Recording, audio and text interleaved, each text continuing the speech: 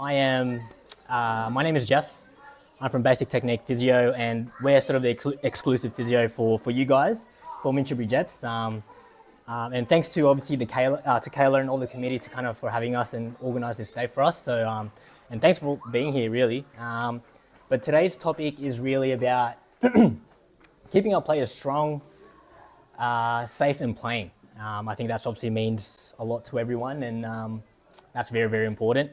Here's a photo of us and Terrell. I mean, obviously Terrell being one of our junior kind of players here, and he's come into the clinic, and we've actually looked after him, which was pretty cool.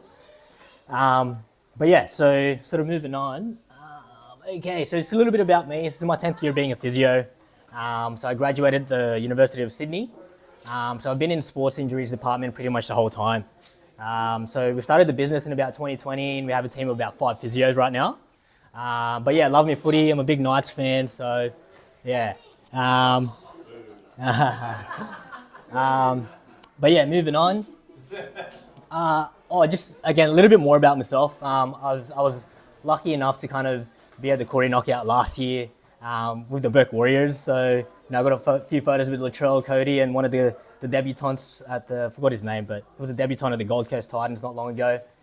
So yeah, it was such an awesome experience. So I was able to kind of be amongst the rugby league players and obviously some NRL players as well. So it was sort of really good to be amongst that sort of, that high level, kind of high caliber players and that, and being the physio for the team was just unreal. So it was a great opportunity for us, and yeah. So, all right. So why is it important to keep players moving, and why is kind of obviously injuries, very important, right? So injuries are common in Junior Rugby League. Many are quite preventable. Particularly like sort of this sort of level of rugby league, some injuries are missed or a little bit underestimated. Hence, early management is key, and this will prevent long-term issues. Okay, so small niggles. If your child's experiencing, and we'll talk a little bit about later as to what to look for in the kids and all that sort of stuff. If they feel like if they are injured, like usually they won't tell you, but you can see there's signs that you can kind of look for amongst the kids to see if okay, well, this is not right. And typically if you catch it early, long-term problems can kind of typically be prevented, right? So like I said, keeping them on the field is very important. But yeah, as I said, the early management prevents long-term issues, and parents play a key role. So, so what causes injuries? This is some of many. But I think in summary, the causes of injuries is just being injured before. So if your kids have, a previous injury, they are likely to get that sort of same injury again. So it's actually important not to ignore that. Load, right? Load is a big one. Too much too soon after doing too little for too long. Okay, common things we see, particularly when the footy season is beginning, right, is a lot of these kids experience these kind of, they call it growth plate injuries, because a lot of kids have what they call kind of immature kind of skeletal kind of bones and whatnot. And usually say after school holidays, they haven't done anything, right? And then they go into training, two training a week and plus a game day. That's a lot of load after doing little for that long. Although they're not going to tell you that. I guess you guys sometimes don't really pick up on that sort of stuff, but a lot of times that could be an issue amongst kids. Like sometimes they're playing 2 sports, rugby league, they're doing soccer, they're probably doing taekwondo, all that just slammed in 1 week after 2 weeks or 4 weeks of school holidays. So that's a big one. Obviously growth with kids, as I said earlier, their bones are still immature and they're still growing. So they've got a lot of growth plate injuries that can happen, particularly in the ankle and the knee is a big one. So always obviously keeping an eye out on that. But yeah, so obviously strength deficits and tightness in muscles, which we'll talk about a little bit later. And just poor stability, really, like being able to stand on one leg. There's little things that, we look for in terms of stability and whatnot. But yeah, so the next one. So exercise prevents injuries. Okay, so strong muscles absorb force, right? Better controls safe movement, and it prepares the body for rugby league demands. There's always a reason. There's always a reason behind pain, right? So it's rarely just bad luck. There's always a reason behind why someone's hurt and injured. Okay. But yeah, so I'll talk a little bit about kind of strength training amongst kids, okay? Because there is a common myth out there which goes into the next one that strength training stunts growth amongst children. Not true, by the way. This is not true, right?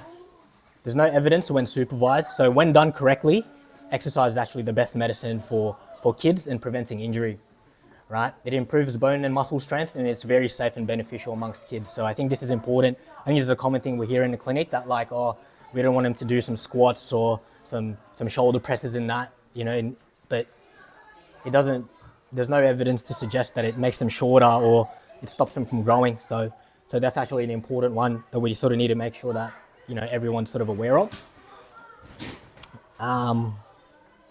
Yeah, as I said, if it's guided amongst a physio or an S&C coach, for instance, it's very safe and it's actually very beneficial.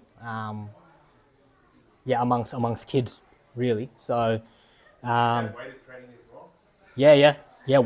Everything. Weighted training. Again, like we got to be responsible with. That's why it's guided, right? We don't want them to kind of obviously lifting too much too soon at the same time, because they'll be exposed to injury as well. But yeah, weight training, weights, deadlifts, squats, all of them are very safe as long as it's done correctly. It's very cool. The next one is common one we hear as well is that, okay, if someone's doing lots of running throughout the week already, that's enough. That's going to be, I don't need to do strength training because I'm doing heaps of running anyway. I'm doing a lot of leg work. There's no need for extra training as a result of that. Not always true. Running doesn't equal strength, okay? There's two different aspects to it. Running itself, it's missing control, stability, and load tolerance. A lot of this strength training we do carries over to what's happening on the field.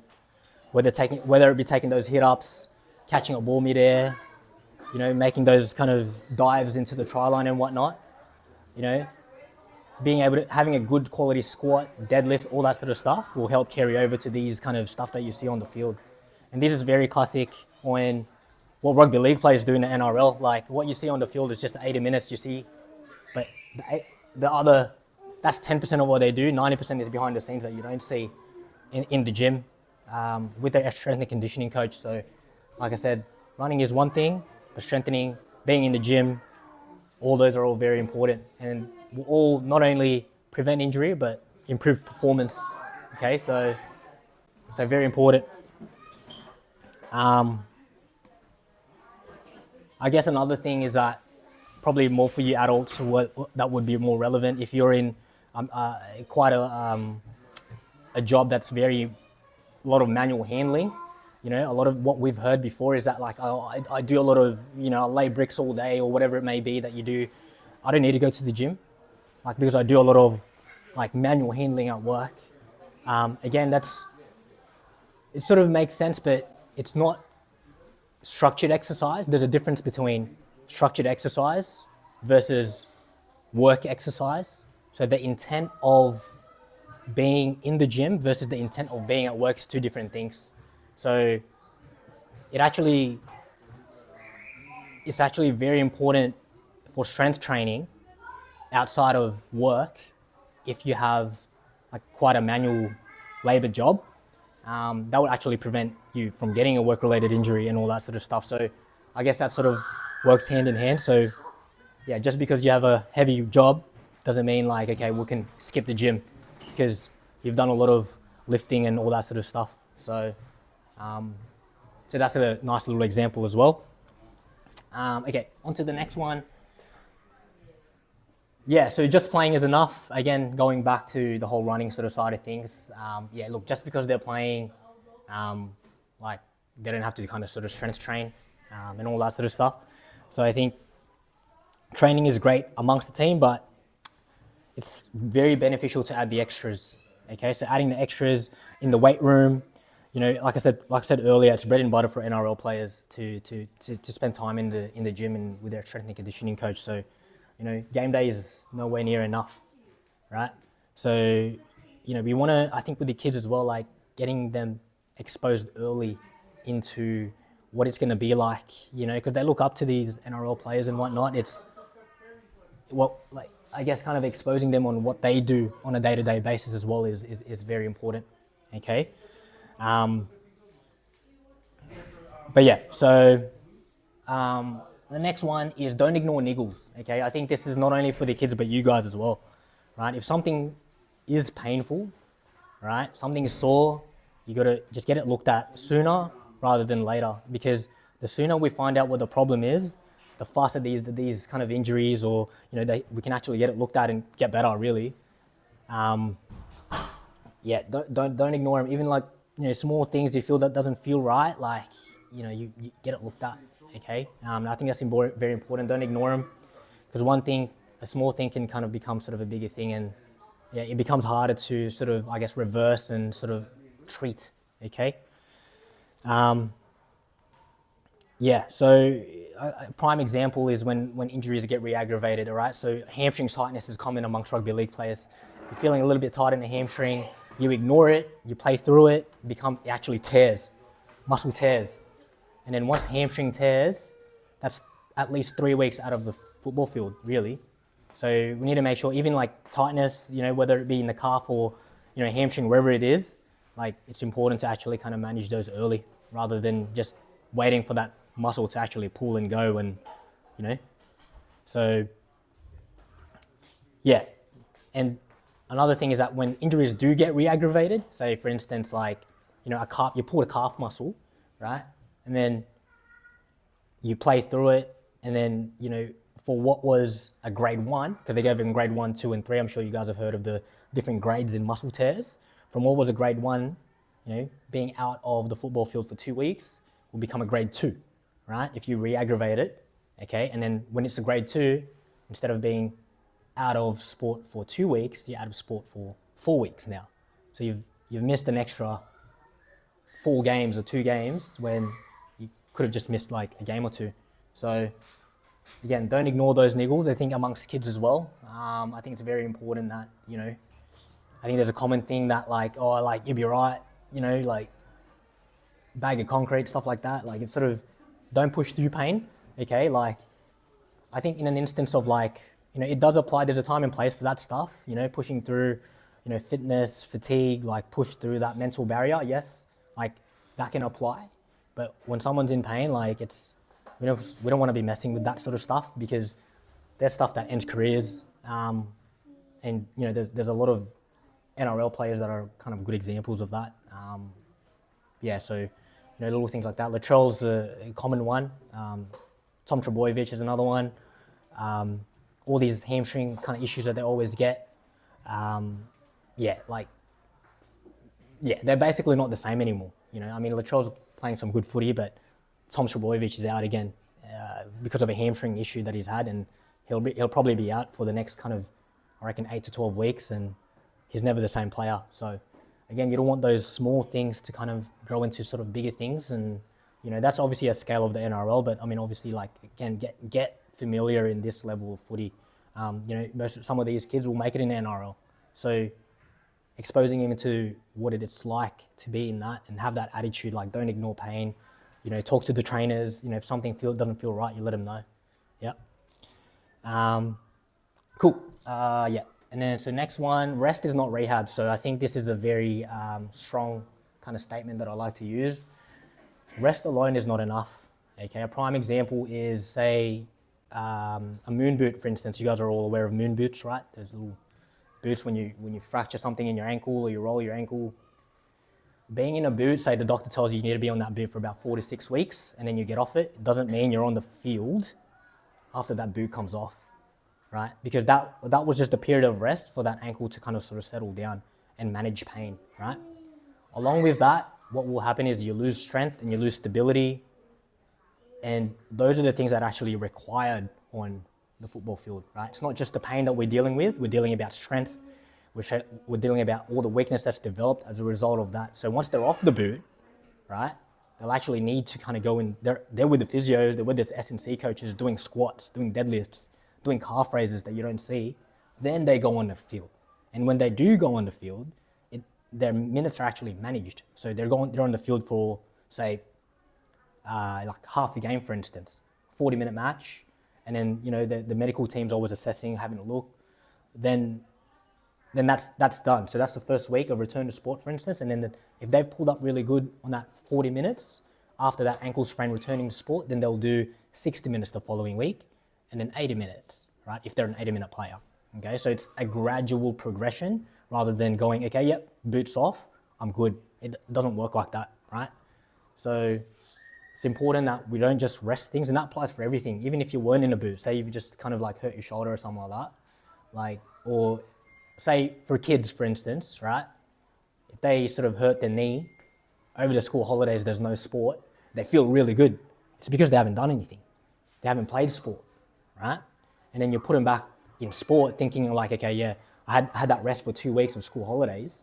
They go back into sport and they're like, oh, my knee's actually, it's come back. It's because they haven't done those kind of incremental, gradual progression of exercising to help strengthen what was actually injured in the first place. So as I said, like with all these injuries, it's not just pain we're dealing with, it's the strength and stability that's lost as a result of that pain, okay? Any questions with these, by the way, guys? I'm sorry, I was just talking. Any questions so far? No? We're following? All right, cool. Yeah, as I said earlier, rehab must be gradual and guided, right? So not too much too soon, and same as return to sport. So I use that example of 50%, 60%, 70% kind of game minutes and all that sort of stuff. So yeah, so I guess this is a little bit on for you guys. This is what we look for in the clinic as well. Like when we're doing sports coverage with rugby league teams or whatever sport it is, these are the things, telltale signs of something's not right, and don't ignore these things, okay? So when someone's limping, obviously something's wrong, right? Wincing in pain, like you can tell, you guys are obviously, you've got children that play rugby league on a week. If you'll be able to, you guys obviously know the best for your kids, right? Like you obviously know how they run, how they take, if you feel like something doesn't feel right, just question them. Like this, just like, what's for you all good? Like, is something up or, because if you don't ask, you don't get, you know what I mean? Like sometimes they'll push through pain, like kids aren't very good at expressing. Sometimes they'll just push through, they don't, unless we pick those things up. So as I said, limping, wincing, you can tell it on their face, right? Like, they bend their knee, they're like, oh, like you can usually tell, okay? They're rubbing certain areas, don't be mindful of that. If they're rubbing their elbow, they're rubbing their knee or something, or rubbing their leg, you again, question that, all right? Because as I said, all these things can be minute, small, right? But they can become big things in the future. So it's important that we kind of, avoiding movement, you guys will be able to kind of tell this. So if someone's, say for a fullback, jumping for the ball, and you'll notice that they're not like jumping for it, they're just staying on the ground, for instance. They're avoiding movement, right? So that's on the field. I mean, obviously day to day, you'll be able to tell, like, you know what I mean? If they're sort of avoiding certain things, then, that's something to question as well. And drop in performance, I mean, obviously, if they're not performing, something to kind of look out for. Any questions with that? Has anyone had experience with this, seeing these things with their kids or whatnot and all that sort of stuff? Do you have any questions? Not mine, but I had one of my boys in my 17s last week. Yeah. He was limping, so I put him up after 5 minutes. He kept saying that was just muscle. But he's actually out now for 6 weeks and fracturing his foot. So. Fracturing a foot? Yeah, there you go. That's an extreme because. And how long was he sort of walking on that foot? No, he was just 5 minutes into play. And then we noticed he was limping, so I pulled him off and then checked him. He kept saying, no, it's right, I can put pressure. And I said, you can't. Show me if you put pressure on one. And he couldn't. So I said, no, you can't go back on. Yep. And then I said, go to get checked and there's actually fracture. So unbelievable. Yeah. I mean, there you go. I mean, that's great pickup on your end. That's good. So that's a prime example. Yeah. Anyone else? Like any questions? Yeah, you go. I've got two boys. One who's not playing at the moment. They, I know it sounds really weird, but when they both tackle, they get posterior and anterior dislocations. Our oldest boy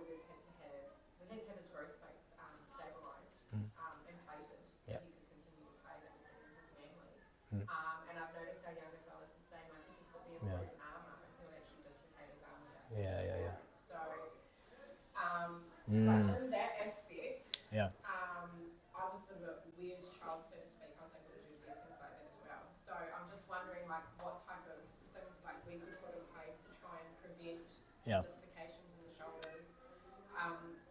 My 15-year-old at the moment, he's actually going through another growth spurt, so he's started complaining about like a bit of lower back pain and stuff. He's actually grown 6 centimeters in 5.5 weeks, which is huge. So he's a very tall kid. Yeah. And obviously I've been to the GP, so I'm going to be looking at getting some physio to try and look at that lower back and obviously with his arms. Yeah. No, I think by the sounds of it, and did you say you've got kind of issues with your shoulder? Well, Okay, yeah. So I find that like, so it looks like there's some sort of like kind of looseness, kind of. Yeah, that's a big one. That's a big one. I think kind of like genetic, kind of sort of obviously passing on those kind of hypermobility kind of in the shoulders and whatnot. But it sounds like they're going through like repeated subluxation. Has he actually had to go to the hospital to get it relocated, or was it just more in and out? I'm going to freak it. He's just get up and relocated. Yeah. So he's got very loose joints. He's got some sort of, they call it chronic kind of shoulder instability. So he's got some sort of shoulder instability in that. I've just noticed that in Hayes, just like recently over the last few weeks. Like he'll just sit there and just stroke me and go watch this film and go pop. Yeah. Like, Yeah, that's tough. Like it's gross. Don't. Yeah. I mean, he thinks it's funny now, but I say to him, if you keep doing it, you're just going to Keeps coming out. making it more And you said you had surgery. You had surgery on the. The oldest one has, not the youngest. No, not the youngest one. He's Yeah, got his shoulders down. Yeah, I would definitely put him in some sort. Do they do any extras, any kind of like strengthening? Do they see a physio? Not yet. Or What was that, sorry? do they see a physio? Pneumatics does, yes. Yeah, He goes all the way up. Yeah, well, he needs to have a good shoulder exercise program. Yeah, a lot of rotator cuff exercise, strengthening. He's just one of the guys that deals with Yeah. NRL people at the Yeah, moment, cool. so Like, he needs a lot of stability work. he's doing, so. And I then just worry about the younger one, because he's starting to be Yeah, a lot he need- like his big brother. yeah, he'll need to do the same. And if anything, like start now, like sooner rather than later. Some Artemis and Nichols have only just recently started. Yeah. I would get him into the physio room straight away and. Yeah. Actually, it sounds like he's got some laxity in that shoulder. And then, so he's not playing right now, did you say? Yeah. Oh, he is. Is he getting a shoulder strap every time? I always strap his shoulders. Okay. I taught him to do that. Obviously with Maddox previously. With Yeah. Physio, so Always I know do that. how to I strap both shoulders. Yeah, you'll have to. Both shoulders. Yeah, and as for the lower back pain, same goes. I think it's, obviously growth and all that sort of stuff. I mean, we got to take that with a grain of salt though, because lower back pain amongst kids, we got to be a bit mindful. Particularly rugby league, because it's common to have stress fractures in the lower back with children. So again, something that we need to kind of be in the physio room for. It's going to get like thorough assessment. Yeah. Yeah. So That's cool. yeah. And yeah, I mean, if it is, how like because usually it's usually up until 18 to 21 years old. They're still growing up until that time. Yeah. And as I said, stress fractures are very common. So they'll need to do heaps of like core strengthening, basic gym work. Yeah, good. which is really good. He's, Yeah, keep it up. With our oldest boy going through all of this, Yeah, he's yeah. Helps Hayes out a lot, which is good. But I think for me, I know Maddox is good at what he does, but I think I'd rather get him in professionally and have him. Yeah, definitely. You have to. Yeah, more strength and conditioning and stuff to keep him going. Yeah. Cool. All right. We'll go into the next one. I just wanted to break the session up a little bit, but I just want to thank Mincho for Jets for like the past couple of years, man. I think we've been around for I think this is our 4th year. But anyways, we get these like cool jerseys every year, which is, we have everywhere in the clinic. We got like 4 of them. It's all Jets. But Very nice spot there, ready for the next one. yeah, no, it's super cool. Like, we super enjoy it. Kind of, I mean, I think this is sort of the first time we've done this stuff. I really enjoy kind of talking to people and sort of, just some, sharing, just education really. So I think it's a really, really good thing to do. But no, thank you for that. All right, we're just almost there. Oh, okay. So don't push through pain. I think this sort of kind of relays into everything else, everything that we've talked about in terms of not pushing through pain, right? So pushing through pain doesn't make you tougher, okay? Like, it doesn't make things look good, all right? Like, we'll get to a stage where it's like, it'll affect performance at the end of the day, right? And that's the stuff that doesn't look that is not going to look good, right? Like if we're pushing through pain, eventually it'll affect your performance, and when your performance drops, you'll get dropped in the team. Essentially, that's bottom line. So pain is not normal. Pain changes your movement. Pain increases injury risk, and it leads to longer recovery, right? So when someone's in pain, you just get it looked at. Okay, there's something deeper than managing this pain, right? There's some underlying weakness that we need to assess, that they need to do like exercise for to kind of address these weaknesses. Mostly, it's mostly weakness. There's usually some sort of underlying the muscles are there, but they don't know how to use it. A lot of that mind-muscle connection, like a lot of that stability that we need to kind of like look out for. All right. Yeah, go. So, for example, my son at the moment, Yeah. they're growing so fast. He's in the 12s, and he gets a lot of knee pain. We've had checks, and it's Yep. the Osgood Slider. Yep. So, he's in pain often. There's some weeks he's not. But, he's sore for maybe the day after he plays a game. Yeah. Then we'll isolate, rest, and then it comes good again. Yeah. Like he feels okay. And it feels good. Okay. Yeah. Yeah, and then it's, And it comes back again. sore again. Like it's Yeah. how do I manage? Yeah. Like how do you manage kind of their growing, these growth spurts, or is it an injury and they should sit out, or like it's hard. Like he's had a 6 week break with a leg brace to make sure he gets it straight. But every now and then it's like niggling again. It comes on. Like, Yeah. it's going to be ongoing. Like, Yeah. So what actual treatment has he had other than the brace and a bit of ice? so he does a bit of exercises. Okay. Strength, Is it structured though? Is it guided? Like, is he just doing? Is it just off like? probably not as Yeah. Well, I think that's the missing piece of the puzzle. I think that comes down to the rest is not rehab. I think what we're doing here is we're just managing the pain. We're trying to like, okay, we calm the pain down. So being in a brace, firstly, right? Being immobile will weaken muscles. If you don't use it, you lose it.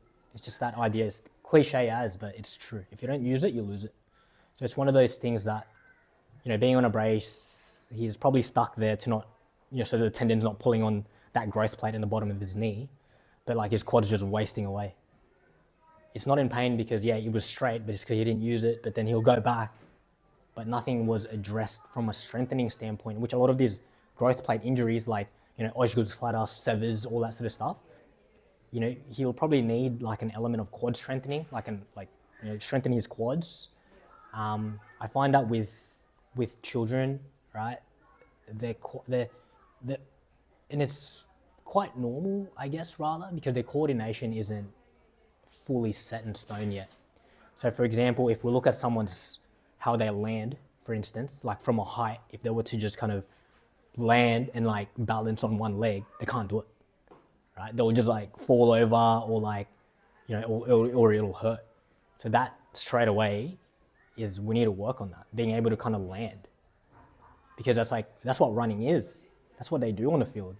Like if they can't land, then like they can't slow themselves down. So if they're trying to come forward and slow down, accelerate, decelerate, all that sort of stuff, he's just putting stress on that bone, and it's just annoying it. So definitely like the structured exercise program for him. He'll need to be in the physio room for sure. I think Osgood Slider is a very common one that we push through. I think we see it so many times in the clinic. And then honestly, like with these kids, right, they come into the clinic and then they're like, honestly, 100% of the time, they're just like, oh, I'm good, like it's all good. But they'll need like 4 to 6 sessions, like between 4 and 6 sessions. We're just guiding them on massage and manual therapy helps with them as well. Like getting a little bit of massage through the quads to kind of calm it down, all that sort of stuff, to like down regulate the tightness that's developed. And then like appropriately loading it through exercise, but it needs like structured exercise. It's not just like putting a bar on his back and then like squatting and all that and pushing through pain, because we can tell, physios can tell, but you guys won't be able to be like, oh yeah, it must be good, right? But the kid's just hiding it. It's just not telling you, right? So he needs to see, well, exactly. He needs to, He'll need to, They're not going to tell you. Yeah, but we can tell, like a lot of those telltale signs, we can tell when the movement's off, right? We can tell when they're like wincing on their face. Like, we know it's not right. They can't really hide it in the clinic. Whereas with you guys, like, well, with me, I give mum advice all the time. She won't listen to me because I'm her son, but she needs to see someone else, like, out, because that's the thing. That's just the nature of it. Like, so yeah, take him to a professional, and like, don't ignore that, because those are the things that, you know, can lead to future issues. You know, like he's prone to getting that. Whereas if you just kind of like, and mind you, like with children, they recover really good. Like they're like, their recovery rate, if treated properly, like they'll just get better and it's all good. We won't even have to worry about it again. Whereas for adults, like it is a little bit slower, obviously. But with kids, when you get it right, it just becomes right. Like that's all it is. We won't worry about it again, right? So yeah, again, it just comes down to like, don't ignore it, right? So just bring him in. Yeah. Cool. All right. Push the pen. What are we on? Get it checked early. Okay. Yeah. Again, I feel like sounds like a broken record a little bit, eh? But yeah, no, don't wait. The sooner we find out what's wrong, the sooner they'll get better. Prevents it from worsening. It will just keep players on the field longer. Keeps them active. Cool. And yeah. Oh, and one thing I might add here actually is pain, right? Pain is a message, okay? It's a message that something's not right. Pain is produced from the brain, right? When something hurts, it's their brain telling them this is not right, okay? So, yeah, so essentially, if we find out sooner, then the better the outcome's gonna be. Like if we address that, you know, because as I said, that's a brain signal that when something hurts, it's not right. So get it looked at, right? Cool. And then I think almost to the end, yes, it's not just pain. Treat the cause and not just the pain. So going with your child, Kayla, it falls into that.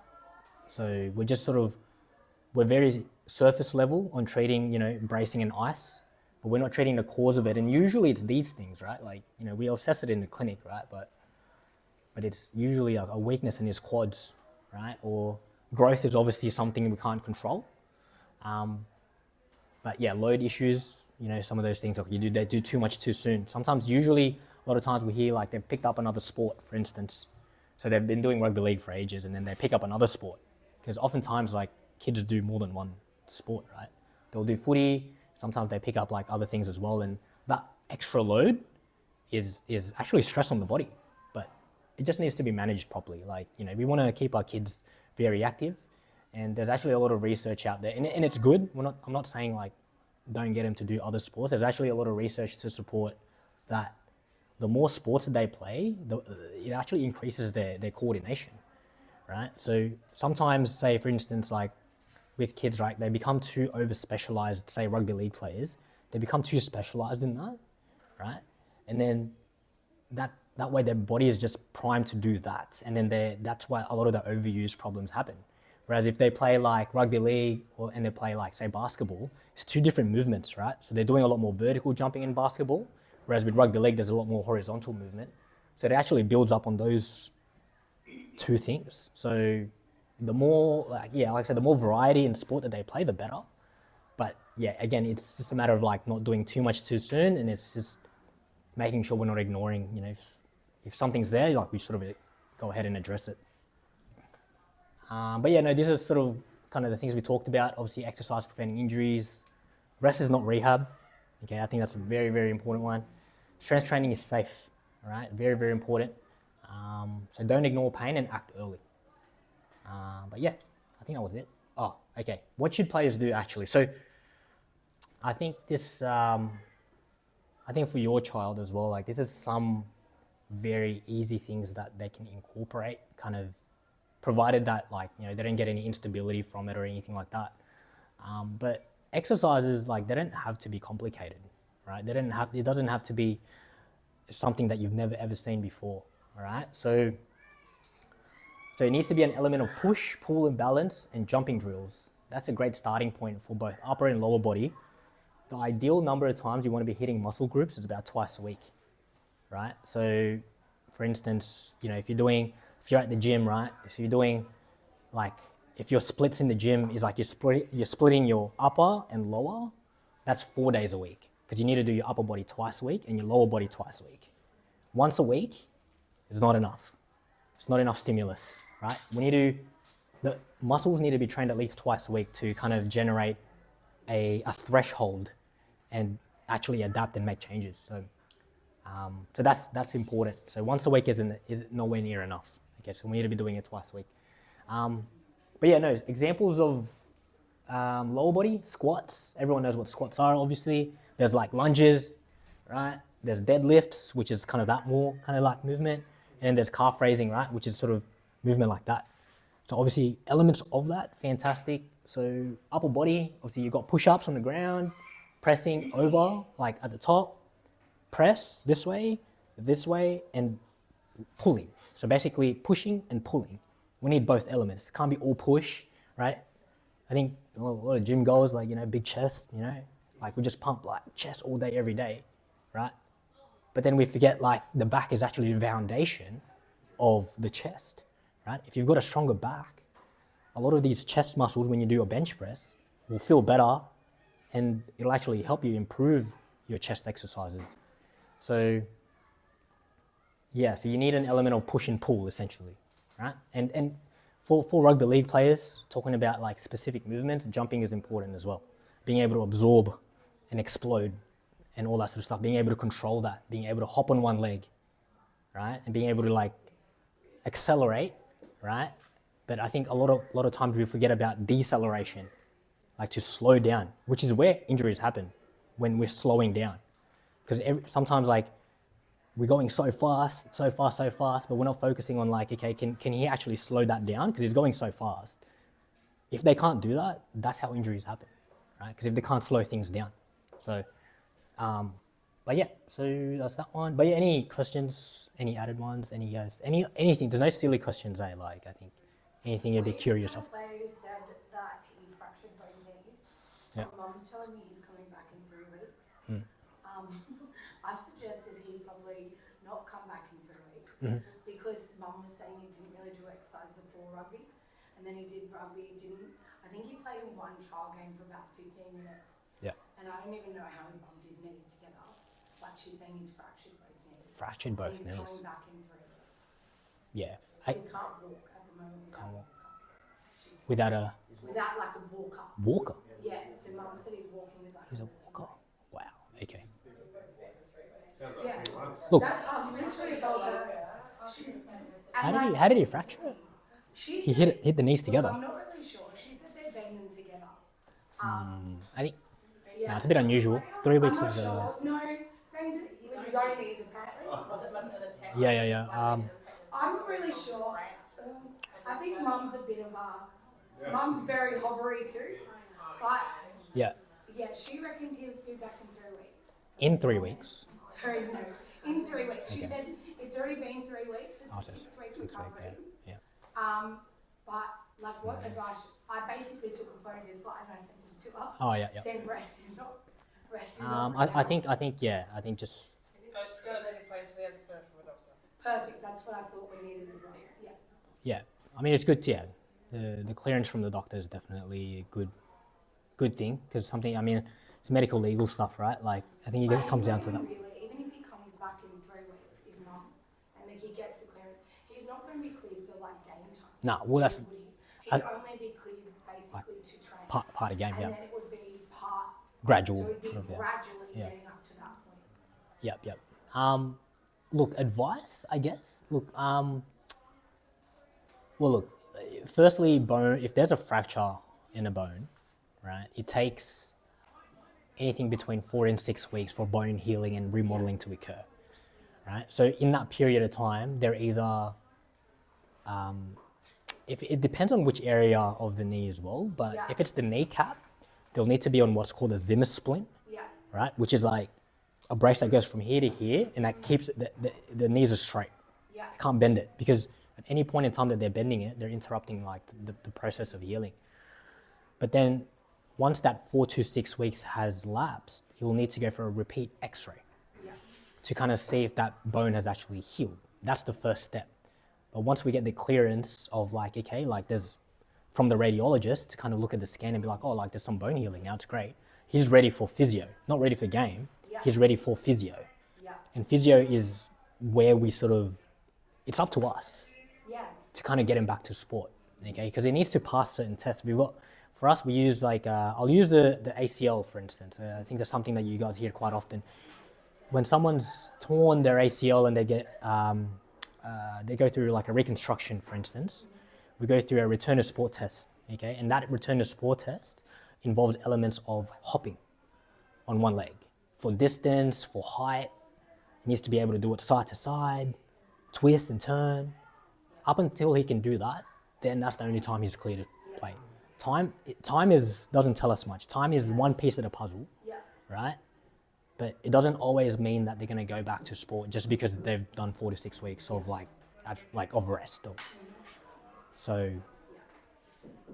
yeah, strongly suggest to start physio for this. Yeah, I'll pass it on. Anything else or any other questions? Yeah. I've got a couple of boys. Sorry. I've got a couple of boys who complain about like foot soreness. Foot soreness. Okay.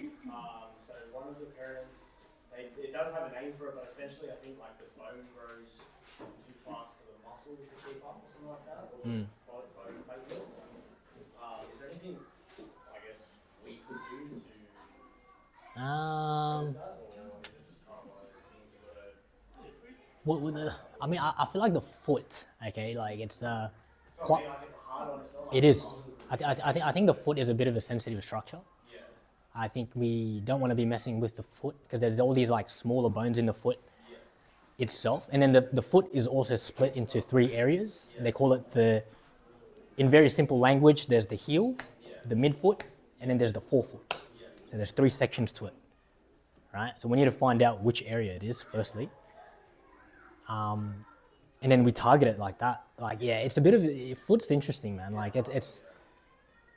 Yeah, because I had one. If it's a, one yeah. parent, like pretty much pulled their kid out because it's like at the extreme level, and then just another parent's gone and got like different groups. How old are these kids? Under 11s. Under 11s. Foot pain under 11s, yeah. It's most likely severs. It's probably in the back of the heel or something like that, like around there. It's most likely severs. I reckon with these kids, like a lot of stretching, I reckon like start him off with a lot of stretching. Like, are you one of the coaches? Yeah. I reckon get him to like kind of do a lot of stretching for the calf. So you can do like kind of positions where like they're on the ground, right? And then they're sort of, perhaps maybe you can start him off pre-training, just like holding this position, like stuff like that. And make sure they're feeling their calf work and they're not just kind of getting in that position. They need to feel the calf, like, because a lot of that calf tightness and tension can kind of lead to like annoying severs more. Because severs essentially is a bone injury of like, because you got a growth plate on your heel where the calf attaches and it's just pulling on that aggressively. So really stretching is going to help alleviate the pain, but they need to build some strength in the calves. I find with those if it is severs that we're talking about, like taping helps a lot. Which is probably like one thing we can do as well, Kayla. Like I can show the parents how to like, it's very simple, like to kind of like just run through, like for your kids you can tape them, you know, if there's areas. So I can show you guys how to do that. But yeah, the foot again, it's a bit of a, you know, like especially like the long bones of the foot, like, you know, stress fractures are so common there, and stress fractures, they need to be on a boot essentially. Like that's another thing on the foot, right? If, you know, fractures in the foot are common as well. You know, you guys have probably heard of like Liz Frank injuries. Liz Frank, okay? So that's like the bones, the metatarsals, right? That just dislocates. But not common for 11-year-olds, but more for like obviously adults and NRL players, but because common thing that would happen because of hip drops oftentimes. When there's like a hip drop component, they'll basically the foot kind of gets caught there and then they'll just fall like that. And then like the foot just basically like bends and it just dislocates. But for 11-year-olds, foot pain, I'm assuming severs, but yeah, stretching and taping, man, like give it a go from. And I mean, if you can give him some rub downs, bro, like just rub their calf out, man, that'll help him too, man. Get him to get some foam rollers. Invest in foam rollers. Some foam rollers in that. Just roll the calf out. Something easy that you can kind of sort of do. So, yeah, bro. Yeah, my name's Jason. Hey, bro. I have a son. He's 17 right now. Yeah. And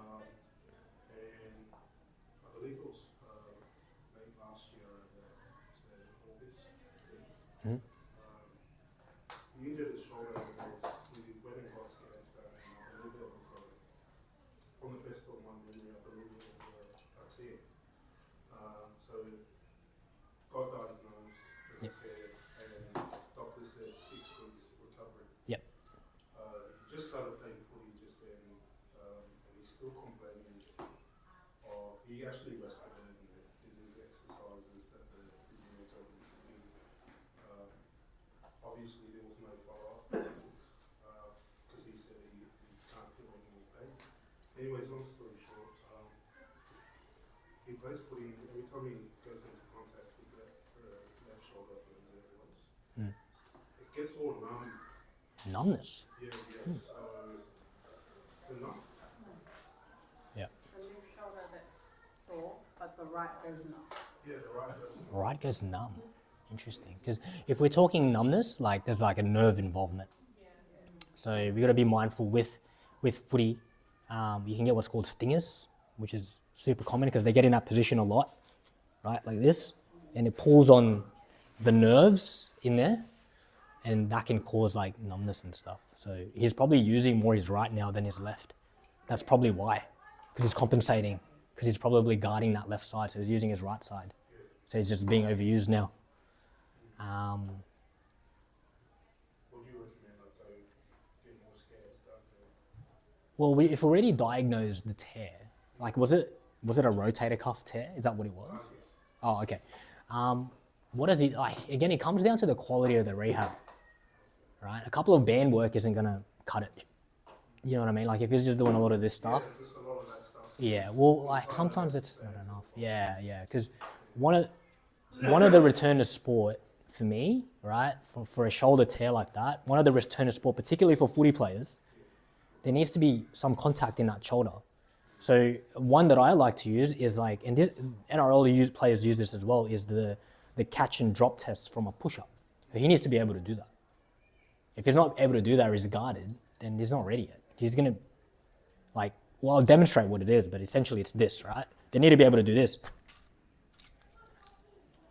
Yeah, so that's kind of one of the tests that I like to do. And throwing tests as well, like being able to kind of throw a certain distance, this side versus this side, because that shows how explosive they are in that shoulder. Because the rotator cuff pretty much has a role in everything, right? So perhaps maybe he hasn't done enough yet, and the shoulder isn't, because the scan is only going to tell you what's already there. Like, it's not really, I mean, for reassurance it's good. I mean, if it's more, it could be more than just a tear though, that's the thing. I've never seen your child, obviously, like I don't know. But, you know, a common thing as well is misdiagnosis. Like, if you don't want to miss anything, what if there's a fracture there? So there's no harm getting another repeat scan if it feels, yeah, which is all right, that's calm. You can kind of get that as well. Did he get an ultrasound or an x-ray? Yeah, we got an X-ray and Oh, so x-ray was fine? Okay, so x-ray looks at hard tissues, which is your bones, and then ultrasound will look at more your soft tissue, which is like the rotator cuff and all that sort of stuff. I think it was the ultrasound. Ultrasound, yeah. But yeah, like I think is he still seeing the physio? Like he'll probably need more. Yeah. Because if you're still sore, like it's not.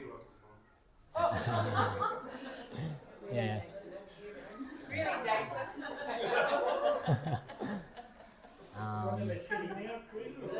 Yeah. Jason? But all right. But anyways, this is all obviously us. We're located in Mount Druitt, in old Mount Druitt, just in front of New Dimensions. I think you guys are familiar with that gym, New Dimensions, but this is sort of our clinic. I think a lot of rehab gym, like physios or old school physios, like you see a treatment bed, and that's it. It's not what we're about. We're about, yes, we do that very early on. Like the massage is great. That helps with the pain and all that sort of stuff.